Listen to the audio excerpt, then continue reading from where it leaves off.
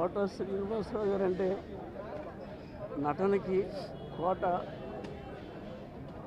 ఆయన చేయని క్యారెక్టర్ అంటూ లేదు. ప్రతి క్యారెక్టర్లోనూ ఆయన సొరకాయ ప్రవేశం చేసి ఎంతో ఎదిగేవాడు.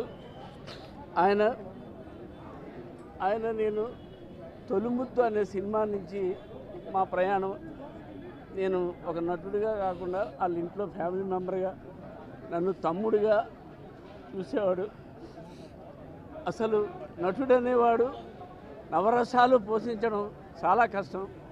కానీ ఈయన నవరసాలు పోషించి మెప్పు పొంది పద్మశ్రీ బిరుదు తీసుకుని, ఆయన ప్రతి నటుడికి ఒక బాధ ఉంటుంది, కానీ ఒక తండ్రిగా ఎదిగిన కొడుకు పోయిన బాధని గుండెల్లో పెట్టుకుని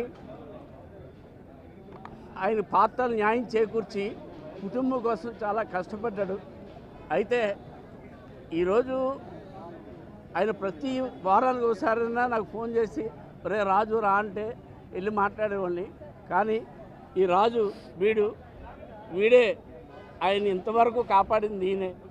సో దేవుడు తీసుకెళ్ళిపోయాడు అనుకోండి. కానీ చిత్ర పరిశ్రమకే తీరని లోటు. అటువంటి నటుడు అసలు ఇంక పుట్టడు.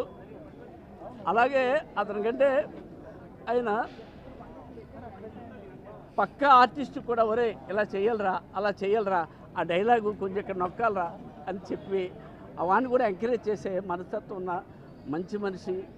సో ఆయన ఆత్మకి శాంతి కలగాలని ఆ భగవంతుని ప్రార్థిస్తున్నాను.